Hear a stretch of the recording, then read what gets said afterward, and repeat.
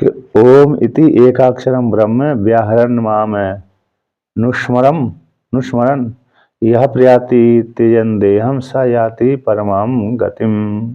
जो एकाक्षर ब्रह्म है उसको उच्चारण करता हुआ व्याहरण शब्द का अर्थ उच्चारण होता है। और मेरा माम यानी मुझ वासुदेव परमात्मा का इन अभेद चिंतन यहाँ पर वासुदेव परमात्मा वासुदेव कौन है? भगवान श्री कृष्ण परमात्मा ही है। ऐसे परमात्मा का स्मरण करता हुआ तत्त्वमसि महावाक्य के माध्यम से, हम ब्रह्माष्टमी महावाक्य के माध्यम से शरीर को त्याग करता है। सब है त्याग करने वाला साधक परम गति को प्राप्त करता है। अर्थात इसको यहीं पर रहते रहते दृढ़ ज्ञान नहीं हो पाया था, इसीलिए ये लोकांतर गमन करेगा, अर्थात क्रम मुक्ति का भागी तो होगा। अब भगवान भास्कर इसका व्याख्यान करते हैं कि ओम इति एकाक्षरम ब्रह्म ब्रह्मणो अभिधान भूतम ओमकारम व्याहरण उच्चार्यन से तद अर्थभूतम माम ईश्वरम अनुस्मरण अनुचिंत्यन यह प्रयाति म्रियते स त्यजन परित्यजन देहम शरीरम त्यजन देहम इति प्रयाण विशेषणार्थम देह त्यागेन प्रयाणम आत्मनो न स्वरूप नाशन इत्यर्थ। तो यहाँ पर भगवान कहते हैं, भगवान के ओम इति एक अक्षरम, यह एक अक्षर है ऐसे जो ब्रह्म का नाम है। ओम इति एक अक्षर जो ब्रह्म है उस ब्रह्म का कथन है, अभिधानभूत है। अर्थात इस नाम के द्वारा नामी रूप जो परमात्मा है उस परमात्मा की प्राप्ति होती है। ऐसे ओमकार का उच्चारण करता हुआ यानी उसके अर्थ को तस्य वाच का परिणाम, योग सूत्र में सूत्र आता है तस्य वाच का परिणाम तद अर्थ भावनम, तद अर्थ भावनम तस्य वाच का परिणाम। तो जब प्रणव है उस परमात्मा का वाचक प्रणव है तो तद जपस तद अर्थ भावनम, तद जपस तद अर्थ भावनम ये सूत्र आता है योग सूत्र में। जिसका आप जप कर रहे हैं उसके अर्थ की भावना करना चाहिए। तद जपस तद अर्थ भावनम, तो तद जपस तद अर्थ भावनम, तो हमने ओमकार का जप किया, तो ओमकार का जप किया तो ये ओमकार किस देवता का बोध कराता है? तो ब्रह्म वो देवता का बोध कराता है। और ब्रह्म का स्वरूप क्या है? तो निर्गुण निराकार है। इस प्रकार से जैसे राम है, राम मंत्र है, तो राम मंत्र है, राम मंत्र किस देवता का बोध करा रहा है? तो राम देवता का बोध करा रहा है। अब राम देवता का बोध तो करा रहा है, अब राम का स्वरूप क्या है? तो इस प्रकार का स्वरूप है उसका। तो इस प्रकार से तो हम जिस किसी भी मंत्र का जाप करते हैं तो वहां पर यही वाक्य आता है कि तद जपस तद अर्थ भावना, जिसका हम जप कर रहे हैं उसमें उसके अर्थ की भावना करते रहना चाहिए। ये किस फल को देने वाला है, कैसे स्वरूप को बोध कराने वाला है, किस भगवान का बोध कराने वाला है और भगवान में कितनी सामर्थ्य है। इस प्रकार से उसके अर्थ की भावना हो जाती है, उसका स्वरूप क्या है, उसका आकार क्या है।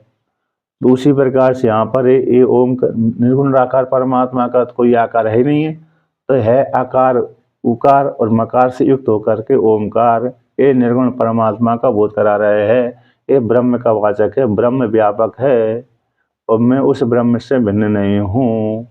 इस प्रकार से ओमकार का चिंतन करता हुआ, ध्यान करता हुआ तद अर्थ भूतम, उसका जो ओमकार का अर्थभूत है, विषय भूत है, अर्थ यानी विषय, ऐसे विषय का जो स्वरूप है उस स्वरूप मां मुझ परमेश्वर को, ईश्वर को स्मरण करता हुआ उच्चारण भी करे और स्मरण भी करे, चिंतन करता हुआ यह प्रयाति, यह जो साधक है मरण को मरता है, प्रयाति जाता है मरता है, सब है मरण काल में कहते त्यजन इन परित्यजन इन देह को त्याग करता हुआ क्या देह के विशेषण प्राण विशेषणार्थम, प्राण का विशेषण होने के लिए देह त्याग के द्वारा प्रयाण करता हुआ, अगर प्राणों को त्याग करेगा तो व्यक्ति का नाश हो जाएगा। कहते आत्मनो, प्राणों का शरीर से विच्छेद हो जाने पर आत्मा का नाश नहीं होता।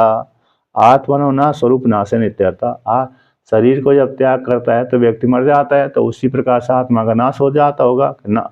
शरीर का नाश नहीं होता है, आत्मा का नाश नहीं होता। इस प्रकार से तो एवं ओमकार का उच्चारण करता हुआ, ओमकार का उच्चारण करता हुआ, अर्थ को ध्यान करता हुआ, ध्यान निष्ठ सब पुरुष इस प्रकार से त्याग करेगा, शरीर का त्याग करेगा, तो करने के पश्चात वह सीधा ब्रह्मलोक को ही जाएगा। कहाँ जाएगा? ब्रह्मलोक फल की प्राप्ति उसको होगी। तो इस प्रकार से वर्णन किया। अब आगे कहते हैं,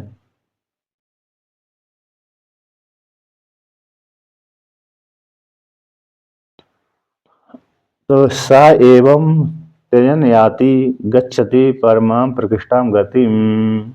ऐसा जो साधक है वह मरने वाला, और इस प्रकार से ध्यान करता हुआ, चिंतन करता हुआ साधक शरीर का त्याग करता है, तो परम प्रकृष्टाम गति को प्राप्त करता है। तो परम प्रकृष्टाम गति कौन सी है? तो परमामिति गति विशेषण क्रम मुक्ति विवक्षण। यहाँ पर क्रम मुक्ति की विवक्षा की गई, जान लेना चाहिए। तो यहाँ से मर करके उत्तरायण मार्ग के माध्यम से, सूर्य द्वार के माध्यम से सीधा हिरण्यगर्भ लोक को गया, और हिरण्यगर्भ लोक में जाकर के ब्रह्मा जी के साथ मुक्त हो जाएगा। इन हिरण्यगर्भ के साथ विधेय केवल की उसकी प्राप्ति होगी। इस प्रकार से तो यहाँ पर उसको क्रम मुक्ति की प्राप्ति होगी, ऐसा वर्णन कर दिया। क्योंकि गति है तो गति है, तो फिर गति है तो लोकांतर गमन कर रहा है, लोकांतर गमन कर रहा है तो फिर वो ब्रह्मलोक में ही जाएगा, और जाने के पश्चात फिर वहीं पर जीवन मुक्त अवस्था में रहेगा, और वहाँ पर इसके पश्चात दोबारा शरीर की प्राप्ति उसको नहीं होगी। निर्विशेष परमात्मा की प्राप्ति उसको हो जाएगी, विधेय केवल की प्राप्ति हो जाएगी। जब तक उसका महाप्रलय नहीं आता तब तक वो बना रहेगा, और जैसे ही महाप्रलय आ जाएगा तो वहाँ पर उस लोक में रहने वाले व्यक्ति उसी काल में उसका भी ब्रह्मा जी के साथ यानी हिरण्यगर्भ के साथ शरीर छूट जाएगा, हिरण्यगर्भ में लीन हो जाएगा। तो इस प्रकार से भगवान में लीन हो जाएगा। अब आगे वर्णन करते हैं, किंच और भी जो व्यक्ति इस प्रकार से चिंतन करता है तो मुझ परमात्मा को प्राप्त होता है। यहाँ पर कहते हैं कि वायु विरोध विदुरणम उदीरितया रीत्या स्वेच्छा प्रयुक्त उत्क्रमण असंभवात दुर्लभ परमागति आपतेदिति। तत्र कहते ननु, पूर्व पक्षी प्रश्न कर रहा है कि वायु विरोध विदुर, जो वायु विरोध के से रहित ऐसे व्यक्ति आते जिनको प्राणायाम ध्यान निष्ठ नहीं है, जिन्होंने प्राणों को ऊपर उठा करके नहीं, वो प्राणों को ऊपर उठा नहीं सकते हैं, ऐसे व्यक्ति के लिए जो दिखलाई गई रीति के द्वारा स्वेच्छा से युक्त होकर के उत्क्रमण जिसका संभव नहीं है, ऐसी दुर्लभ गति उनको प्राप्त हो रही है। अर्थात दुर्लभ गति की प्राप्ति उनको, ये दुर्लभ गति है, उनको तो ये प्राप्त नहीं हो सकती। उसके विषय में कहते हैं, अर्थात जो व्यक्ति ऐसे प्राणायाम सिद्ध नहीं है, प्राणों को ऊपर उठा नहीं सकते, तो फिर वो उस स्वेच्छा से दिखलाई गई रीति के द्वारा उत्क्रमण उनका जिनका संभव नहीं है, ऐसी दुर्लभ जो गति की प्राप्ति हो रही है उसके विषय में यहाँ पर कहते हैं। तो इस प्रकार से चिंतन करने वाला व्यक्ति मुझ परमात्मा को प्राप्त हो जाता है। अर्थात कैसे चिंतन करने वाला? तो 14वें श्लोक के द्वारा कहते हैं, अनन्य चेतः सततम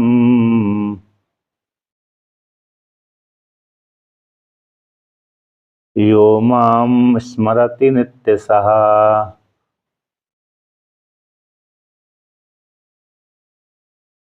तस्यहं सुलभः पार्थ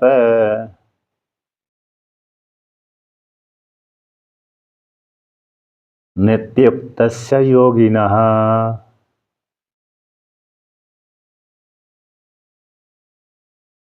कहते हैं जिसको वायु का रोकना संभव नहीं है, जिसके लिए ऐसी दिखलाई गई रीति है, योग के माध्यम से शरीर नहीं छोड़ पाता है, उसके लिए तो वो एक गति है, परमात्मा की प्राप्ति रूप जो गति है दुर्लभ हो जाएगी। तो कहते हैं ऐसा व्यक्ति जो साधक है, जो मुमुक्षु व्यक्ति है, मेरे को, मुझ वासुदेव को नित्य स्मरण करता है, अनन्य चेता सततम, निरंतर, कहते निरंतर अनन्य चित्त से युक्त होकर के, अनन्य भाव से युक्त होकर के, अभेद चिंतन करके, अभेदता से युक्त होकर के जो साधक मेरे को नित्य ही स्मरण करता रहता है। ऐसा नहीं कि 1 महीना 2 महीना 1 संवत्सर कर लिया, 2 संवत्सर कर लिया, इसके बाद छोड़ दिया, ऐसा नहीं। कहते जो व्यक्ति निरंतर अनन्य चित्त भाव होकर के, अभेद चिंतन करके, अभेदता से युक्त होकर के मेरे को नित्य स्मरण करता है, तो उसके लिए ऐसे स्मरण करने वाले साधक के लिए, मोक्ष के लिए, तस् उसके लिए अहम सुलभा, हे पार्थ, उसके लिए मैं सुलभ हो जाता हूँ। ऐसे चिंतन करने वाले के लिए मैं कैसा हो जाता हूँ?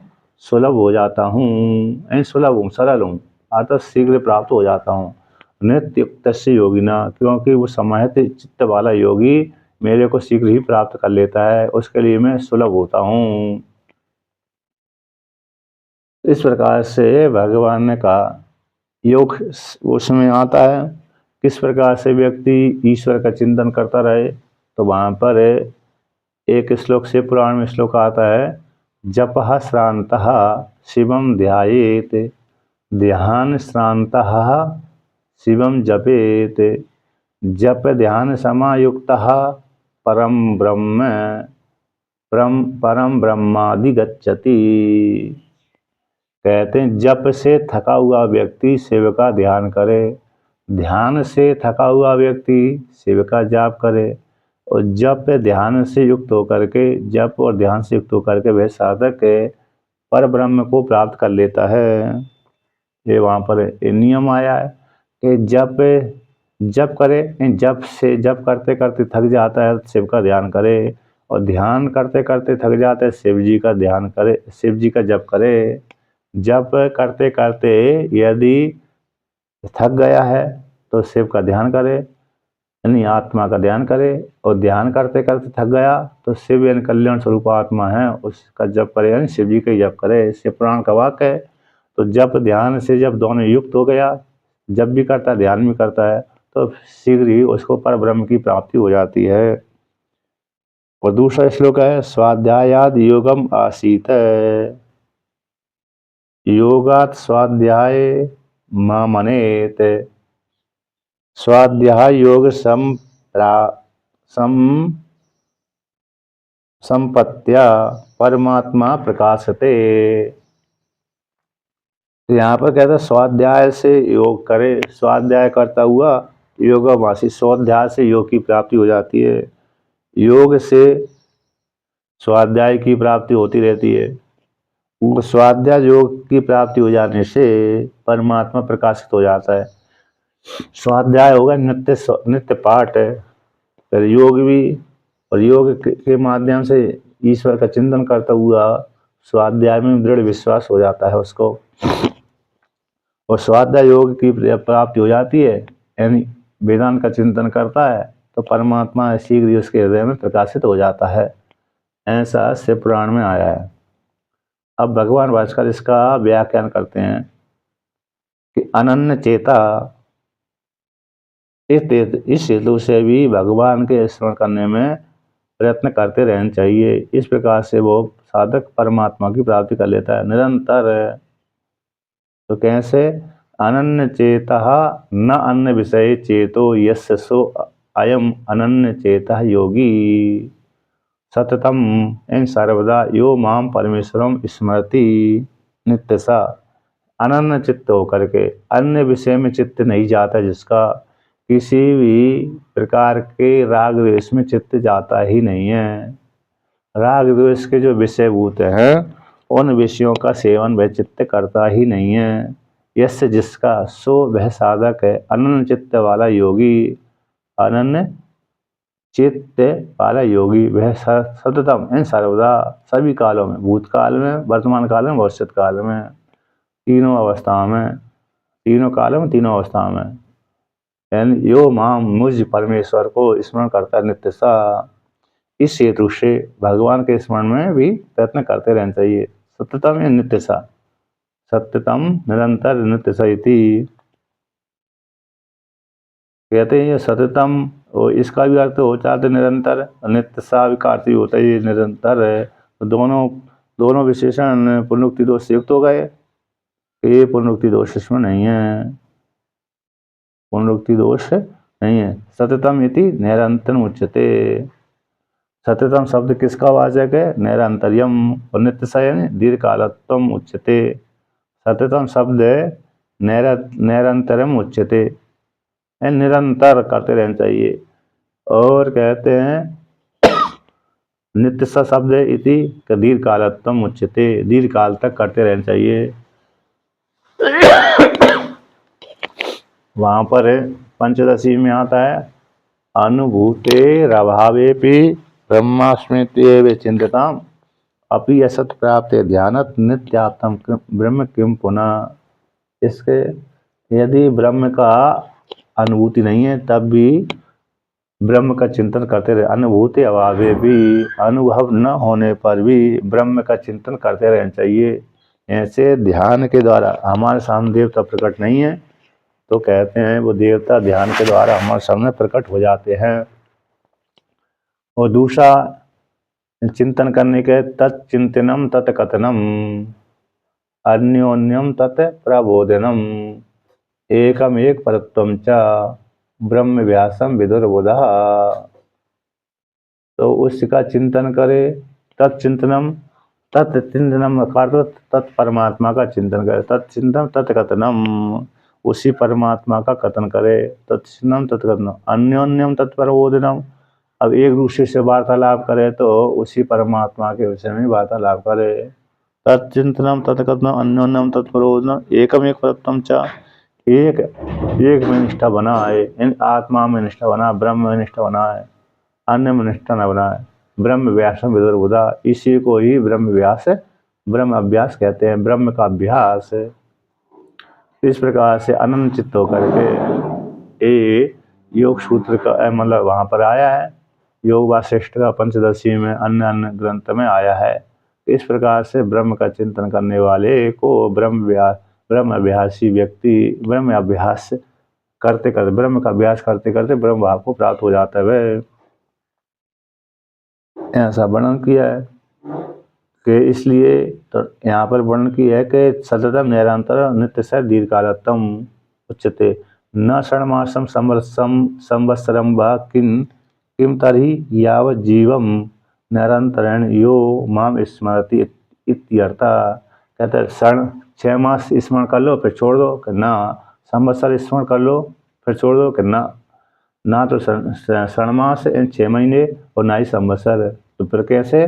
तरी तो यावत जीवम, जैसे यावत जीव अग्निहोत्रम जुज्यात, ऐसा श्रुति आती है जब तक जीव अग्निहोत्र आदि कर्म करते रहो।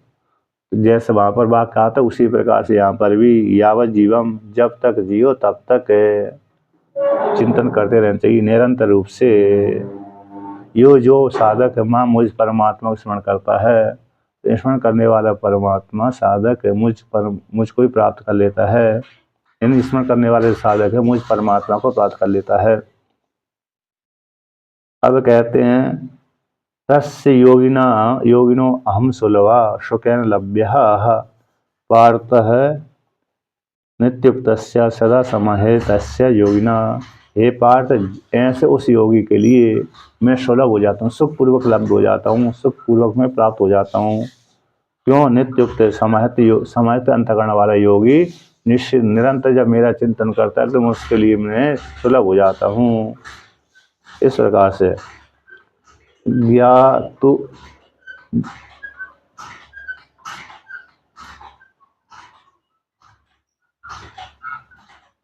यहाँ पर कहते हैं जिज्ञासुर इच्छा, जानने की इच्छा है।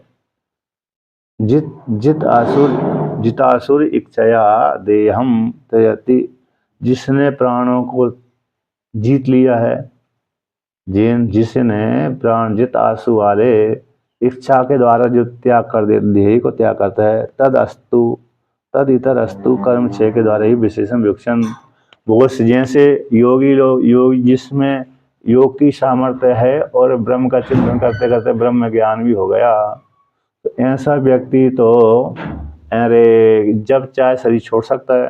किंतु जो सामान्य वेदांती होते हैं, तो ऐसे व्यक्ति तो कर्म क्षय के द्वारा ही विशेष रूप से, जब उनका कर्म क्षय हो जाता है शरीर छूट जाता है, विदेह केवल की प्राप्ति हो जाती है। तो यथा एवं अतो अनन चेतः सन मई सदा समय तो भवेत। इस प्रकार से अनन चित्त वाला, इस प्रकार से सदा समाहित अंतकरण वाला व्यक्ति इस हेतु से अनंत चित्त वाला होता हुआ, मुझ में सदा समाहित होता हुआ व्यक्ति मेरे को ही प्राप्त हो जाता है। अनंत चित्त सम समाहित चित्त सम, अनन्य चेता वाला, अनन्य चित्त वाला जो व्यक्ति साधक है, समाहित अंतकरण वाला जो साधक योगी है, वह प्रति ईश्वरस्य स्वलभ्यम एव इति उच्यते। अतः उसके लिए ईश्वर की प्राप्ति उसको शीघ्र ही प्राप्ति हो जाती है।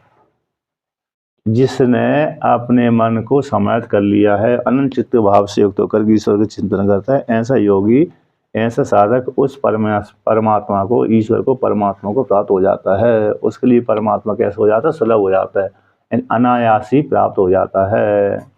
इस प्रकार से वर्णन किया। अब आगे वर्णन करते हैं। 14वें श्लोक के द्वारा कह दिया, अब 15वें श्लोक को कहते हैं कि तब सौलभ्यन किम स्यादिति उच्यते। अनन्य चित्त से युक्त होकर के जब साधक परमात्मा का चिंतन करता है तो परमात्मा उसके लिए सुलभ हो जाता है। तो सुलभ हो जाने से शीघ्र ही प्राप्त हो जाता है। तो सुलभ हो जाने से क्या होगा? ऐसी प्राप्ति हो जाने पर कहते उच्चते, कहते सुनो तन मम सौलभ्यन यदि, कहते हैं जो परमात्मा, मैं परमात्मा उसके लिए सुलभ हो जाता हूँ, तो सुलभ हो जाने से मैं ये हो जाता हूँ। सुनो तन मम सुलभ, मेरे सुलभ हो जाने से यद भवती, जो होता है, तो उसको कहते हैं कि जब जो निरंतर आत्मा का चिंतन करता है साधक, तो चिंतन करने वाले के लिए वह परमात्मा सुलभ हो जाता है। तो सुलभ हो जाने से परमात्मा क्या हो जाएगा? तो कृत हो जाएगा। जिस साधक ने परमात्मा को प्राप्त कर लिया, परमात्मा उसके लिए सुलभ हो गया, ऐसे साधक वह कृत हो जाता है, विदेक, फिर वो परमात्मा में लीन हो जाता है, उसको दोबारा जन्म नहीं होता और परम गति को प्राप्त होता है। इस प्रकार से यहाँ पर वर्णन करते हैं। तो 15वें श्लोक का पाठ करते हैं।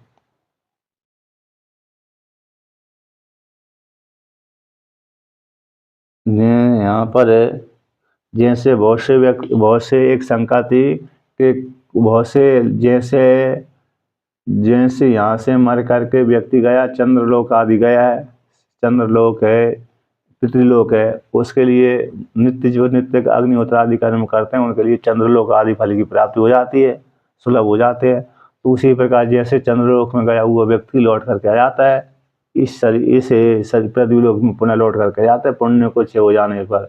उसी प्रकार से क्या आपको प्राप्त होने वाला व्यक्ति आपके पास में आकर के, जैसे चंद्रलोक में गया हुआ व्यक्ति पुनः लौट करके आ जाता है, उसी प्रकार के आपके पास में गया हुआ व्यक्ति भी लौट करके आ जाता होगा ना।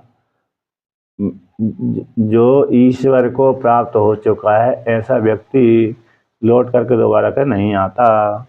जैसे चंद्रमा लोक को गया हुआ, पृथ्वीलोक को गया हुआ, स्वर्ग लोक को गया हुआ व्यक्ति लौट करके आ जाता है, उसी प्रकार से परमात्मा को प्राप्त हुआ व्यक्ति लौट करके नहीं आता। उसको लेकर के यहाँ पर वर्णन करते हैं कि मामुपेत्य पुनर्जन्म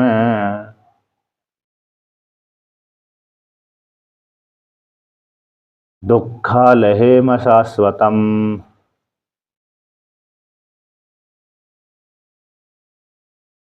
नाप्नुवन्ति महात्मनः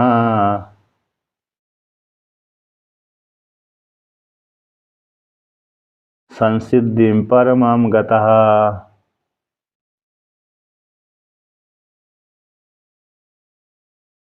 तो यहाँ पर वर्णन करते हैं कि माम उपेत्या, जो जिस साधक ने मुझको प्राप्त कर लिया है, मुझ वासुदेव परमात्मा को, इन निर्गुण निराकार परमात्मा को प्राप्त होकर के, ईश्वर को प्राप्त होकर के पुनर्जन्म, पुनर्जन्म की प्राप्ति उसको नहीं होती। ऐसे जो जन्म कैसे दुखालय, दुखों का घर है, जन्म ही दुखों का घर है। दुख आलय, दुखों आलय बोलते हैं स्थान, घर, गृह। तो ये दुखों का जन्म कैसे दुखों का घर है, ऐसे आश्रय है, दुखों का आश्रय है ये शरीर जन्म। तो और अशाश्वत है, अर्थात शाश्वत नहीं रहता है। तो इस प्रकार से ऐसे जो जन्म है उस जन्म की प्राप्ति उसको नहीं होती, न आपनुबंती। मुझको प्राप्त हो जाने वाले साधक को जो दुखों की खान है ऐसा जन्म है, उस जन्म की प्राप्ति उसको नहीं होती। ऐसे तो फिर क्या हो जाते हैं, ऐसे उस महात्मा को परमा संस हाँ, जन्म ही दुख का लय है। जन्म प्राप्त हो गया दुखों घर है। जो जन्म है हमारा जन्म, चाहे मनुष्य योनि में हो चाहे अन्य योनि में, तो वो दुखों का घर है। जन्म यदि हो रहा है तो दुख प्राप्त होंगे, जन्म हो ही नहीं रहा तो दुखों की प्राप्ति फिर नहीं होती।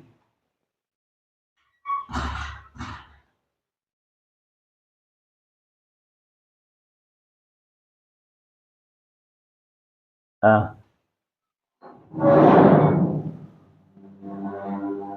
हाँ, तो माया को लेकर के तो जन्म ही कैसा है दुखों का घर है, दुखों का हेतु है। अब जन्म हो गया तो दुख होंगे, चाहे वो किसी योनि में गया हुआ व्यक्ति है। जब जब पूर्ति हो गई, जब हमने किसी की पूर्ति कर ली तो सुख हो गया। पूर्ति नहीं होती दुख। अच्छा, पूर्ति करने के लिए कष्ट होता है।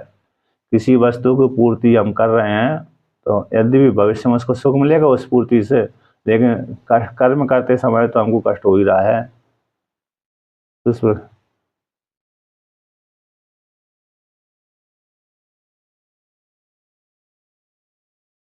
हाँ, इससे क्या हो जाता है, व्यक्ति को ज्ञान हो जाता है।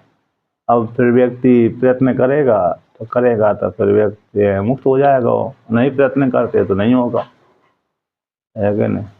इसमें स्वयं का पुरुषार्थ चाहिए। अब यहाँ पर कहते हैं कि जो दुखों का घर है ऐसे जन्म में वो जन्म की प्राप्ति नहीं होती। फिर क्या हो जाता है, ऐसे महात्मा को परम संसिद्धिम गता, परम गति को प्राप्त हो जाता है, यानी मोक्ष फल को प्राप्त कर लेता है। अब भगवान भास्कर इसका व्याख्यान करते हैं कि माम उपेत्य, माम ईश्वरम उपेत्य मद भावम आपाद्य पुनर्जन्म पुनर्उत्पत्ति न प्राप्नुवन्ति। मुझ ईश्वर को प्राप्त हो करके मेरे भाव को प्राप्त हो करके उसका जन्म नहीं होता। उस साधक का, उस मुमुक्षु व्यक्ति का जो विधेय केवल की प्राप्ति हो गई उसको जन्म नहीं होता। तो किम विशिष्टम पुनर्जन्म, के जो जन्म क्या है, पुनर्जन्म किसको कहते हैं, कहते हैं किम विशिष्टम के पुनर्जन्म न विद्यते न प्राप्तवन्ति थी, वह पुनर्जन्म की प्राप्ति नहीं होती। यहाँ पर कहते हैं जो ईश्वर को प्राप्त हुआ है उसको पुनर्जन्म की प्राप्ति नहीं होती। ईश्वर जो ईश्वर के पास में नहीं गया है तो उसको ईश्वर के साथ एकीभूत नहीं हुआ तो उसको पुनर्जन्म की प्राप्ति हो जाती है। अच्छा, जो ईश्वर के पास में गया है, यहाँ तक समीप मात्र में गया है तो उसका तो पुनर्जन्म हो जाएगा। ईश्वर के जैसे 4 प्रकार की मुक्ति होती है ना, सालोक्य, सामीप्य, सारूप्य, सायुज्य। तो 3 मुक्ति, एक मुक्ति को छोड़ दो, सालोक्य, सारूप्य, सामीप्य, ये 3 मुक्तियों को ले लो तो ऐसे वाले व्यक्ति को तो कैसे हो जाती है, पुनर्जन्म की प्राप्ति हो जाती है। किंतु जो सायुज्य वाला है उसका पुनर्जन्म नहीं होता। ऐसे बहुत से व्यक्ति शिवलोक में भी चले जाते हैं, विष्णुलोक में भी चले जाते हैं, तो उनको अरे ईश्वर के सालोक लोक में भी चले गए और सामीप्य में भी चले गए तो उनका तो जन्म हो जाता है। किंतु जो सारूप्य हो गया, सायुज्य हो गया, उसका पुनर्जन्म नहीं होता। ईश्वर में मिल गया, लीन हो गया। इसलिए भगवान ने कहा है मद भावम, मेरे स्वरूप को, मेरे भाव को प्राप्त हो गया, यानी एक हो गया, उसका जन्म नहीं होता।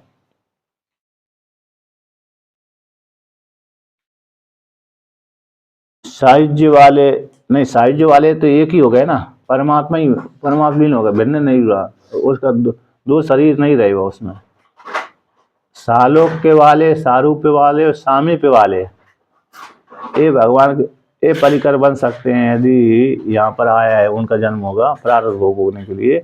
यदि वहीं पर रहकर ज्ञान नहीं हुआ है ना, तो यहाँ पर वो आ जाते हैं। अतः वहाँ पर ज्ञानी तो हो गए, लेकिन अब जब तक वो पहले नहीं होगा, महापल्य नहीं होगी, तब तक शरीर नहीं छूट सकता उनका भी। तो फिर भगवान यदि कोई उद्देश्य करके किसी को भेज सकते हैं इधर, ये बहुत ही कम होता है। पर तो परिकर होते हैं तो वो जीवन मुक्त अवस्था में वो रहते हैं वहीं पर, जब परमात्मा के साथ विधेय केवल जब महापल्य होगी उसके साथ वो लीन भी हो जाते हैं।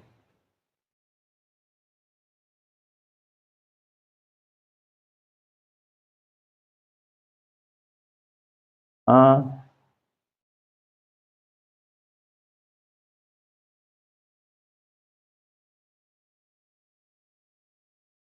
हाँ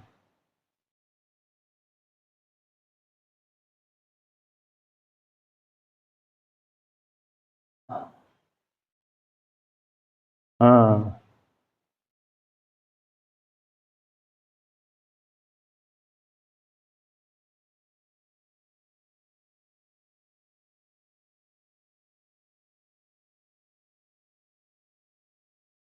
हाँ। और जब प्राप्ति हो गया तो अब फिर क्या काम न करेगा जिस। हाँ हाँ, त्याग हाँ है। जैसे इसमें भी तो आया ना, आपने कभी ध्यान दिया होगा, न मोक्षस्य कांचा भव्य वांचा अपि न पुनः, न विज्ञानापेक्षा शशिमुखी सुखेक्षा भी पुनः, अतस्त्वं सम्राज्ञे। मतलब जो देवी देवी अपराध क्षमापन है ना, देवी देवी का, तो उसमें यही भगवान भास्कर ने यही वर्णन किया था, न मोक्षस्य कांचा भव्य वांचा न पुनः, न विज्ञानापेक्षा शशिमुखी सुखेक्षा न पुनः।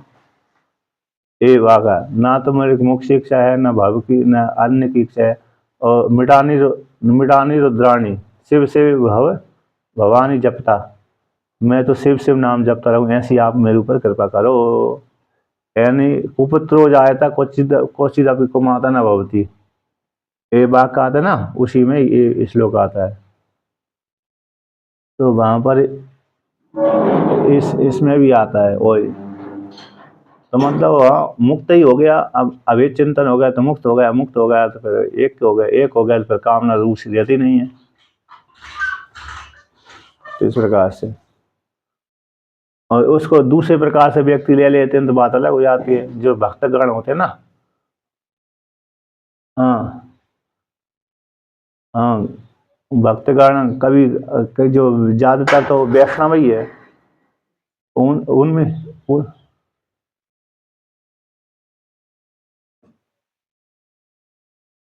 उसी में ही ज्यादा रूढ़ हो गया। देवी के भक्त, देवी भक्ति भी हो जाते हैं, वो भी कहते हैं नहीं, प्राय करके वो वैष्णवों में ज्यादा रूढ़ हो चुका है ये वाक्य, उन्हीं में रूढ़ हो गया। तो फिर कहते हैं हम मुक्त नहीं होना चाहते, हम तो दास सेवक बनकर हैं।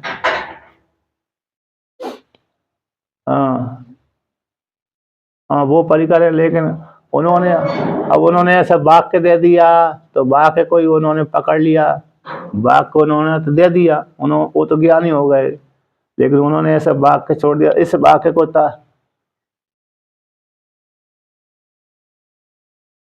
हम्म। अच्छा अच्छा। हाँ, उसको तात्पर्य नहीं समझ पाते तो तब गड़बड़ हो जाती है। तो तात्पर्य किसी न किसी ग्रंथ का तात्पर्य होता है, तात्पर्य पूरा समझ ले रहे फिर कोई समस्या नहीं होती। इस प्रकार से अब आगे कहते हैं, अरे कहाँ पर आ गया, ये दुखों का घर है, ये जन्म शरीर, शरीर कैसा दुखों घर है, उसको लेकर कहते हैं तद विशेषण महा, कि पुनर्जन्म कैसा दुखों घर है, दुखों का आलय है, उसको लेकर के वर्णन करते हैं कि दुखालयम, इन दुखा नाम आध्यात्मिक आदि नाम आलय में आश्रयम आलियंते यस्मिन दुखानी दुखालयम जन्म। कहते हैं दुखालय, इन दुखों का, आध्यात्मिक, आदैविक, आदि भौतिक, तीन प्रकार के दुख होते हैं। आध्यात्मिक दुख शरीर को लेकर के, आदि भौतिक भूतों को लेकर के, और आदि दैविक और देवताओं को लेकर के। आध्यात्मिक में तो शरीर रोग आदि, शरीर में रोग आदि पैदा हो जाते हैं, आध्यात्मिक है। आदि भौतिक है,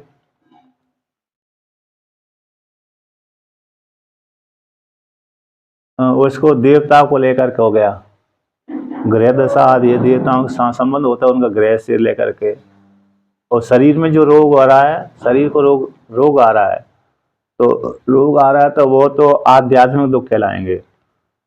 अब आदि भौतिक दुख है, जो भूत प्राणी को लेकर के, मतलब कोई शेर है, कुत्ता है, बिल्ली है, जानवर है, ये भूतों को लेकर, मनुष्यों को भी आ जाते हैं, उसी में मनुष्य आदि भी आ जाते हैं। इनको लेकर के व्यक्ति को कष्ट होता है, दुख होता है, तो आदि भौतिक कहलाता है। आदि दैविक, बाढ़ आ गई, अकाल पड़ गया, ग्रह दिशा बिगड़ गई, इत्यादि को लेकर, प्राय वर्षा आदि को लेकर, बात को लेकर के, अकाल को लेकर, गर्मी को लेकर, ठंडी को लेकर के। जैसे यहाँ पर ठंडी क्षेत्र है, वहाँ पर ठंडी खूब ही पड़ने लगी, वर्षा ही ज़्यादा होने लगी। गर्मी है तो गर्मी वाले क्षेत्र में गर्मी भी भयंकर पड़ रही है, भीषण पड़ रही है, तो देवता संबंधित दुख हो गया। और जो ग्रह दशा ही बिगड़ गई, अब ग्रह दशा बिगड़ गई तो वो भी परेशानी होती रहती, काम ही नहीं बनता है ना। तो इस प्रकार से बहुत से व्यक्ति ग्रह दशा बिगड़ जाती हैं तो काम नहीं बनता है। काम बनाने के लिए प्रयत्न तो करता है, लेकिन काम बनता ही नहीं है कि नहीं। कभी कभी तो उल्टा ही हो जाता है व्यक्ति का, जो लगाई गई पूंजी भी कैसी हो जाती है, नष्ट भ्रष्ट हो जाती है, क्योंकि उसके ग्रह दशा ऐसे बिगड़े हुए हैं, लाभ नहीं हो पाता है। इस प्रकार से तो ऐसे आध्यात्मिक आदि भौतिक ये तीन प्रकार के दुखों का आलयन आश्रय आलियंते, जिसमें जाकर लीन हो जाते हैं, अर्थात जन्म की प्राप्त हो जाने पर ये व्यक्ति को कष्ट होते रहते हैं। यस्मिन, जिसमें, ऐसे जिस शरीर में, जिस जन्म के द्वारा शरीर की प्राप्ति, उस शरीर में इस प्रकार के दुख होते हैं। ऐसे दुखाने, ऐसे दुखों का घर ये जन्म है, दुखों का घर ये जन्म है, जिसमें ये दुख पाए जाते हैं। असमानता लियंते, लिए नष्ट भी हो जाते हैं, ऐसी नहीं नष्ट भी ना होए, उसमें आश्रय करके रहते हैं। इस प्रकार से ऐसे जिसमें रहते हैं, ऐसे जो दुख हानि, तो दुखों का घर है जन्म। जन्म की प्राप्ति हो रही है तो दुख होंगे, जन्म की प्राप्ति नहीं है तो दुख भी नहीं होंगे। न केवलम दुखालयम असास, कितनी दुखों का घर ही नहीं है अकेले, जन्म में दुखों का घर ही नहीं। मनुष्य के लिए जो मनुष्य शरीर आदि है ना, शरीर आदि, अब जन्म है तो कोई ना कोई शरीर होगा, चाहे मनुष्य शरीर हो, चाहे पशु शरीर हो, चाहे पक्षी शरीर हो, चाहे देवता शरीर हो। तो इस प्रकार से कहते हैं, ये जन्म में दुखों घर ही अकेले ही अशाश्वतम, अनवस्थित रूपम, अवस्थित रूप वाला नहीं है, स्थिर रूप वाला भी नहीं है, यानी दुख आते हैं जाते हैं। न आपनुबंती, तो इस प्रकार से ऐसा जो दुखों घर, जो जन्म दुखों का घर वाला है, ऐसे जो दुखों घर, जो जन्म है दुखों घर वाला जो हेतु बनता है जन्म, ऐसे जन्म की प्राप्ति उसको प्राप्त नहीं होती। न आपनुबंती, ईदृशम पुनर्जन्म, जो पुनर्जन्म है उस साधक को प्राप्त नहीं होता। किसको प्राप्त नहीं होता? ऐसे महात्मा को, जो निरंतर आत्मा का चिंतन करता रहता है। महात्मनो यतया इन सन्यासी, ऐसी जो सन्यासी महत्वम प्रकृष्ट सत्य वैशिष्टम, तो महत्वम यहाँ पर टीकाकार कहते हैं महात्मत्वम, तो महात्मत्वम का अर्थ हो गया प्रकृष्ट सत्य वैशिष्टम, इनमें सत्य गुण की प्रधानता है। प्रकृष्ट जो बहुत सबसे ज्यादा है, यानी प्रकृष्ट सत्य वैशिष्टम, प्रकृष्ट हो गई, सत्य सामान्य सत्य गुण से और अतिक्रमण कर गया, यानी पूरा ही का पूरा सत्य गुण हो गया। तो सत्य गुण से युक्त होकर को ज्ञान हो गया था, अभी चिंतन करते करते परमात्मा को प्राप्त हो गया। ऐसे उस साधक को, ऐसे मोक्ष को जन्म नहीं होता। ऐसे सन्यासी है तस्मिन, ऐसे ईश्वर में समुत्पन्न सम्यक दर्शिनो भूतवा, ईश्वर में जिसको ज्ञान हो गया है केवल इसमें ईश्वर हूँ, ब्रह्म हूँ, इस प्रकार का ज्ञान जिसको हो गया है उसका पुनर्जन्म नहीं होता। अब कहते हैं ऐसे सन्यासी संसिद्धिम मोक्षाख्यम, जो परमाम प्रकृष्टाम गतः प्राप्ता, ऐसे सन्यासी सिद्धि मोक्षा जो परम प्रकृष्ट गति है उस गति को प्राप्त कर लेते हैं। कहते हैं जो इस प्रकार से आत्मा का चिंतन नहीं करते, ईश्वर का चिंतन नहीं करते, परमात्मा का चिंतन नहीं करते, तो उनका क्या होता है कि ये माम न प्राप्नुवन्ति ते पुनरावर्तन्ते, जो मुझ परमात्मा को प्राप्त नहीं होते, मुझ आत्मा का चिंतन नहीं करते हैं, तो उनका पुनर्जन्म होता है। अतः ईश्वर से इतर का चिंतन करने वाले साधक का पुनर्जन्म होता है। चाहे आप किसी का भी चिंतन करो, जिसने अभेद चिंतन किया है, परमात्मा रूप ईश्वर का अभेद चिंतन किया, आत्मा का चिंतन किया, ब्रह्म का चिंतन किया है, करते हैं, उनका पुनर्जन्म नहीं होता है। बाकी अन्य राम है, कृष्ण है, विष्णु है, शिव है, हाँ, अभेद चिंतन का अर्थ ईश्वर, चाहे राम के साथ अभेद चिंतन करो, चाहे कृष्ण के साथ अभेद चिंतन करो, चाहे शिव के साथ अभेद चिंतन करो। मैं राम ही हूँ, है ना, मैं राम ही हूँ, इस प्रकार का चिंतन करने से वो ऐक्य को प्राप्त होता है। अब यही, अच्छा, इसमें एक विशेष है, सन्यासी चिंतन कर लेते हैं। सन्यासी में भी जो वेदांत का आलम्बन करने वाले हैं वो तो चिंतन करते हैं इसमें, है ना। प्राय करके सन्यासी लान में जो शिव जी के भक्त होते हैं वो प्राय करके अभी चिंतन कर लेते हैं, उनमें ज़्यादा रुचि होती है। लेकिन जो राम जी की उपासना करने वाले, ये बहुत ही कम चिंतन करते हैं। और इन्होंने नहीं, उन्होंने मालूम नहीं, उनमें मालूम नहीं कि वो अरे चिंतन करते नहीं, भेद पूर्वक चिंतन कर, यद्यपि जानते हैं, यद्यपि उनके उनके मन में ये तो भावना रहती है कि पर जो राम जी है व्यापक है, हरि व्यापक सर्वत्र समाना, ये स्मृति जो पंक्ति है, इसके द्वारा व्यापक तो कर देते हैं राम जी को, लेकिन अपने को राम जी के साथ एक करके नहीं मानते कि मैं राम से भिन्न नहीं हूँ, मैं राम ही हूँ। कहते मैं ईश्वर बन ही नहीं सकता, ऐसा उनके मन में जब भेदपूर्वक डाल दिया, अब वो रूढ़ हो गया।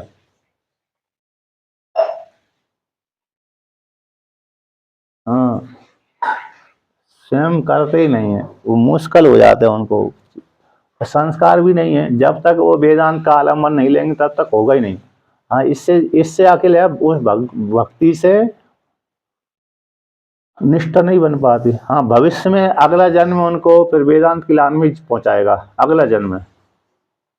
इस जन्म में तो, अच्छा, एक महात्मा जी के पास में मैं मिलने गया कुंभ में ही,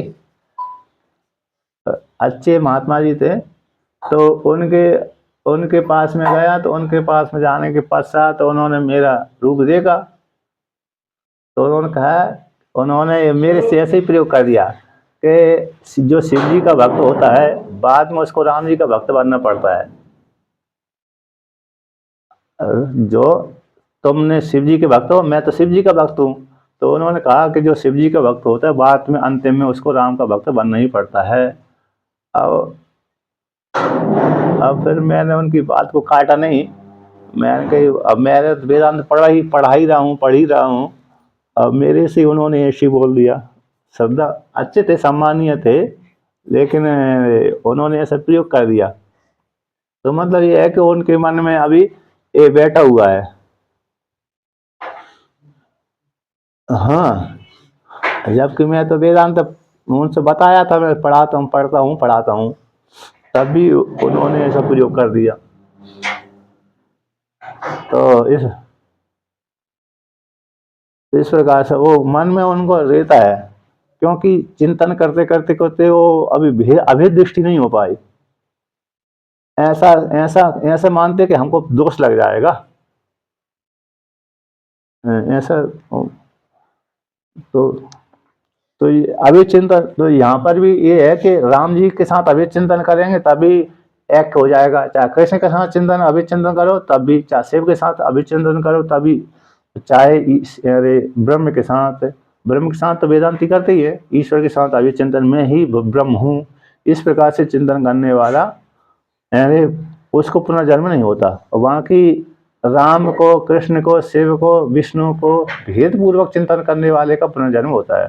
फिर भी वहाँ पर मन एक बचा उस लोक में गया तो फिर हो सकता है वहाँ पर ज्ञान का उपदेश कर दे, उपदेश हो गया तो पुनर्जन्म उसका नहीं होता है। इस प्रकार से अन्य का पुनर्जन्म हो जाता है। जो भेद पूर्वक चिंतन करते हैं उनका जन्म होता है, जो अभेद पूर्वक चिंतन करते हैं उनका पुनर्जन्म नहीं होता। इस प्रकार से जान लेना चाहिए, है कि नहीं। अब आगे का पाठ कल करते हैं।